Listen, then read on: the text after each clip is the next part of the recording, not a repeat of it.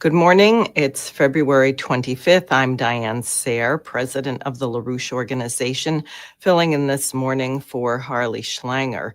So the break between the United States and Europe is only getting larger, with yesterday marking the third anniversary of the start of Russia's special military operation, and the United States introducing a resolution at the UN refusing to blame Russia as the aggressor.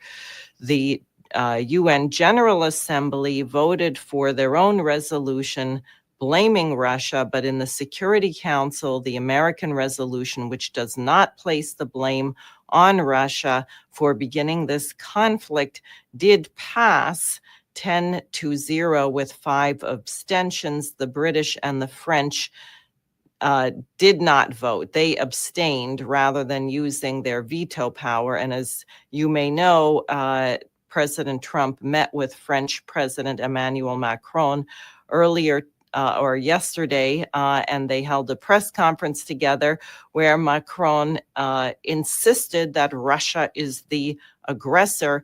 This is while 3 grenades or explosive devices were thrown over the wall at the Russian embassy to France. This, of course, was condemned by the Russians, and happily no one was injured or killed, and a squad was deployed to detonate them safely so that no one would be injured. And I have to say, on the shame of the Europeans, the Eiffel Tower, the European Union headquarters, and the Brandenburg Gate were all decked out in blue and yellow, the colors of the Ukrainian flag. Now, I want to share something with you from Joe Loria of Consortium News to give you a sense of really who does hold the blame here, and to remind people about the Maidan, which occurred 10 years ago, actually starting in November of 2013, getting consolidated early in the year in 2014.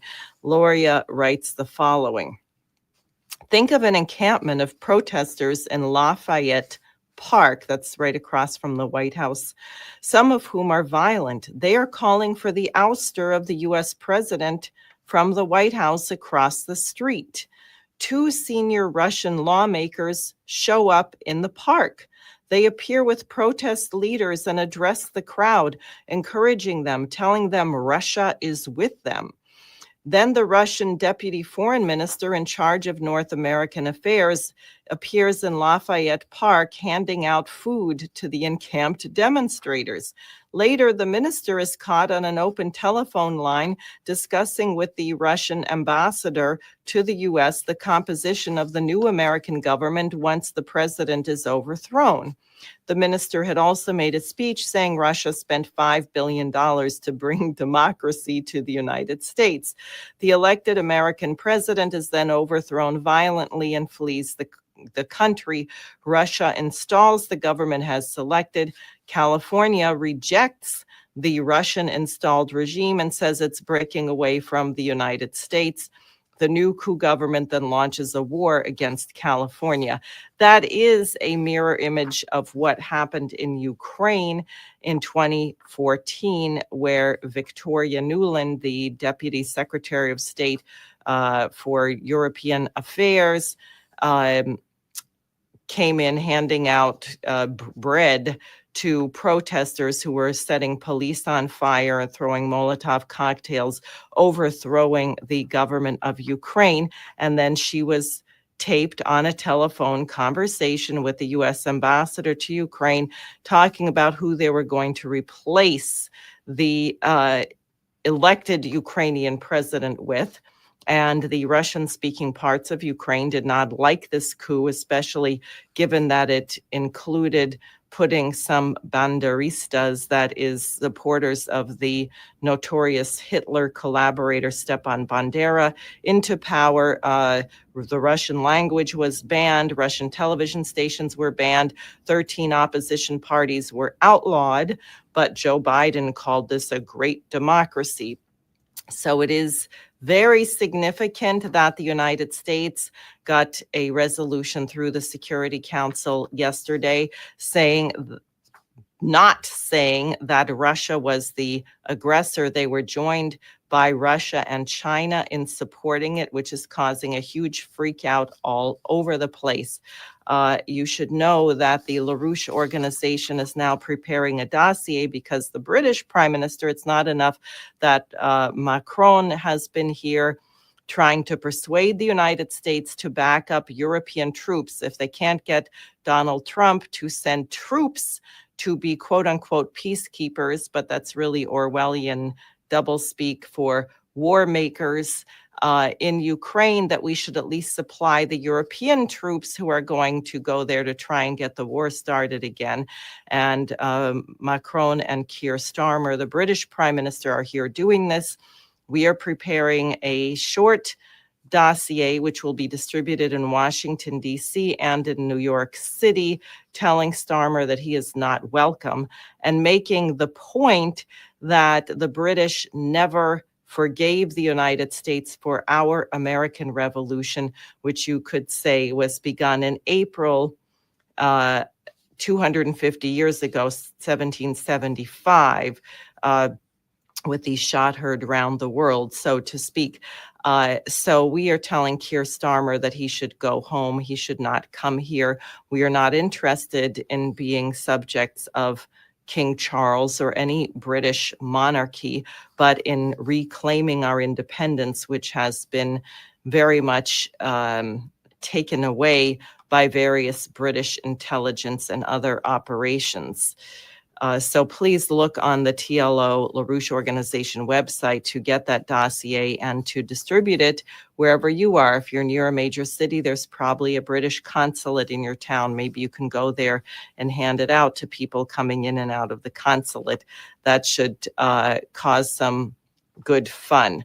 Now, otherwise, in Southwest Asia, we have Bibi Netanyahu saying that Israel is ready to resume hostilities. As people may know, the Hamas apparently either made a mistake or deliberately released the wrong body for Mrs. Bibas, the mother and two children who died.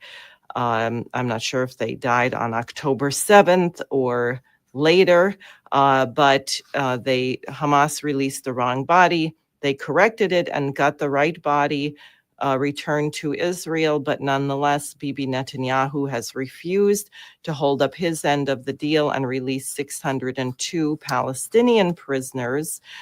And he's trying to make more demands. The United States is working to try and ensure that the first phase of this ceasefire continues, but also Netanyahu, not much covered in the press, certainly not yet denounced by President Trump, has launched a major assault in the West Bank, now sending tanks into Jenin, which is a refugee camp, really more of a city. This is very ominous. So the fight against the Zionist lobby and their lackeys in the United States must be continued. We must get LaRouche's Oasis plan. Please keep up the pressure on that. And then finally, President Trump has signed an executive order on, quote, pausing Foreign Corrupt Practices Act enforcement to further American economic and national security. I'm not sure that this is such a good thing. In fact, I'm sure it's not a good thing. This Foreign Corrupt Practices Act of 1977 was passed following revelations from a subcommittee chaired by none other than Senator Frank Church of the Church Committee, who discovered, not surprisingly, large-scale bribery of foreign officials being conducted by American businesses and officials, particularly aerospace and arms dealers. The countries that were involved in this bribery, receiving such bribes, were Japan, Germany, Italy, the Netherlands, Saudi Arabia, Nigeria, Indonesia, Mexico, and Colombia. So now bribery is being legalized again. I know some people would call that making a deal. I don't think that's very good. We don't need to do that. We want all trade and business practices to be in the open, to be transparent, and to be fair. And I will just say that that means a reinstatement of Lyndon LaRouche's 4 laws facing the inevitable bankruptcy of the transatlantic financial system and the 10 principles of Helga Zepp LaRouche. So please stay tuned. Visit the LaRoucheOrganization.com or thelarouche.org on the leaflets section, and hopefully very soon the statement rejecting the visit of the foreign minister of the United Kingdom, Keir Starmer, will be available there, and you can help us circulate it.